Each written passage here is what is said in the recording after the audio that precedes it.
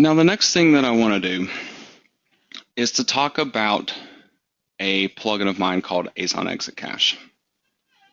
ASON Exit Cache is used to again create Amazon ads, but the kind of ad I'm going to be creating with it is different in that the ad's not going to show up on my page by default. It's going to show up when people try to leave my page. Well, I'm going to do this just like I did with product style, where I first activate the plugin. I then go into the setup of the plugin, where I'm doing things like selecting the Amazon country site to use, providing my basic information like my affiliate ID, and then I'm also providing things like my API keys. Sorry, I have to take this off the page to do it. These are my active API keys that I use on all my Amazon sites, so I have to make sure I don't end up sharing these in a video with you guys. So now with my API keys entered, my plugin setup is complete. Just like I did with product style, I can then proceed on to creating my ads. In ASON Exit Cache, though, what I'm going to be doing is creating an exit page. And this exit page can be targeted towards a specific section or even a specific page of my website. And then when people try to go and view that page on my site and leave it, these exit ads will get displayed. However, it's not going to include stuff like when people go and click on an Amazon affiliate link, it doesn't register that as somebody trying to leave your website. So it is smart in those aspects to try to only deliver that page when it's appropriate to do so. Well, what I'm going to do on this site is to create a targeted exit page to go along with each of my brand pages. So this could be my Samsung brand. For my product ASIN list, what I'm doing here is specifying exact products that I want to promote on this exit page.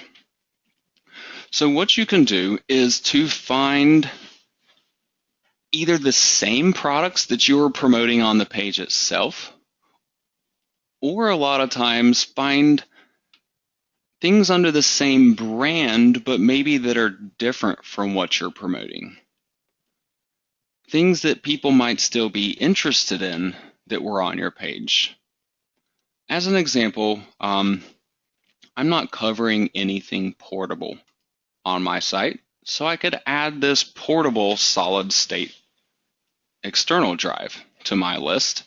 When I click on Add ASIN, it's automatically added back here to this ASIN list box. So I can then proceed through as many of these different products as I need to try to find what I am looking to find. Ultimately, though, I want to find 8 different products that I can promote here. If I cannot specifically find 8, it will handle less of those products.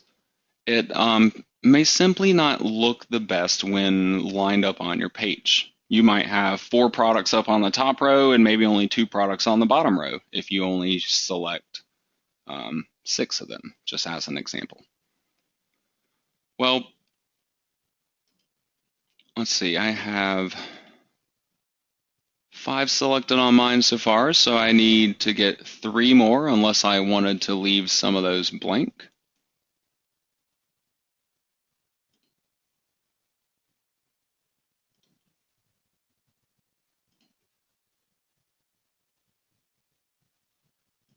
So once I have my 8 products now, They're all entered into this list. If you already knew what these products were going to be, if you have these ASINs already, you can manually enter them. You do not have to search for them. Just separate each of them by a comma. No extra spaces or anything like that, though.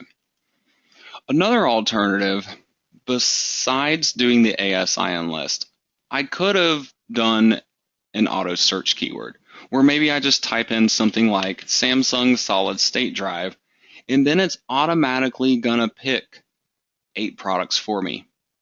However, if I'm doing both of these like this, it's gonna go for my ASIN list first.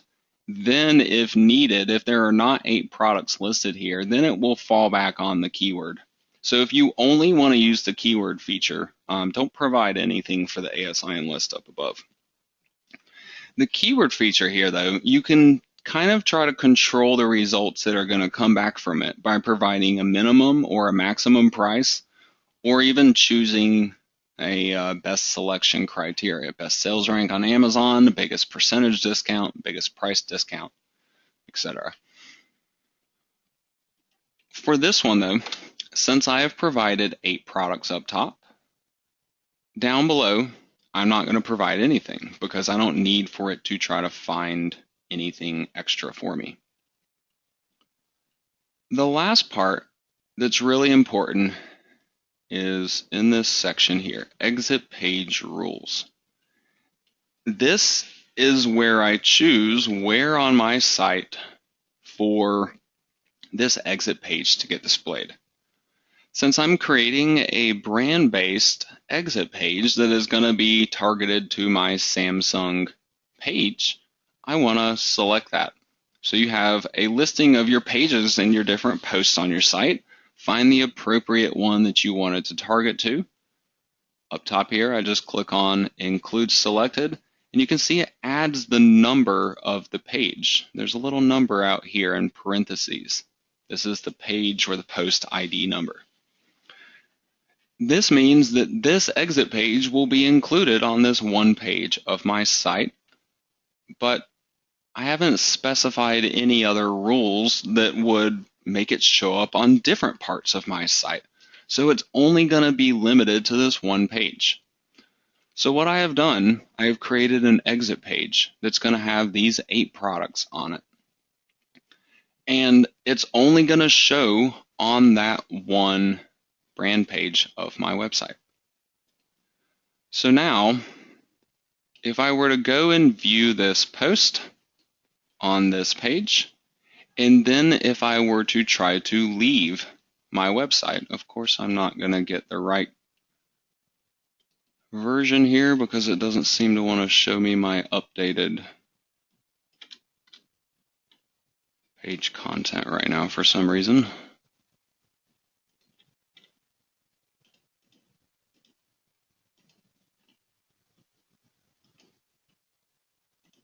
There we go. Finally got it to work now. To get it to come back up, I'm going to need to change a setting here though. Since I saw it once and made it go away, there is a setting here to where it's not going to show repeat ads to the same person on your site for that same visit. So that's why I'm needing to change this. Now I can go back to my post and I should get what I'm looking for if I refresh my page again.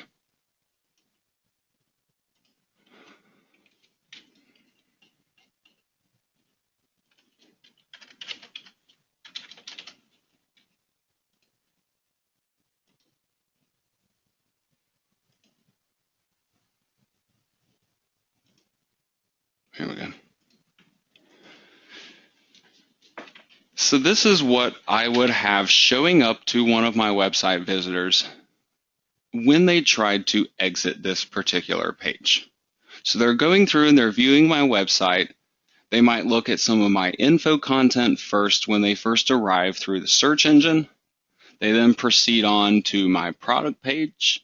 If they didn't like what they saw there, or if they didn't proceed on to Amazon, and then they tried to just go and exit out of my page, they would land on this page where it gives them the option to see this or not. You saw the little pop-up box where I had to either click leave or stay on the page. If you click leave, it definitely lets you get out of there and doesn't force this kind of thing upon you. I have used this on sites of mine for the past year and a half or something like that, and it's worked out really, really well to help to convert some traffic that ordinarily would just go and leave my site and never come back.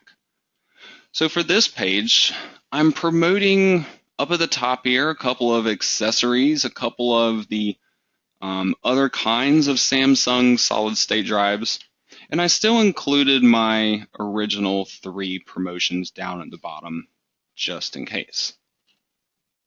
If somebody wanted to continue browsing my site, it's intended as a pretty friendly plugin to where they can X out of this and still keep browsing the rest of my content if they would like to.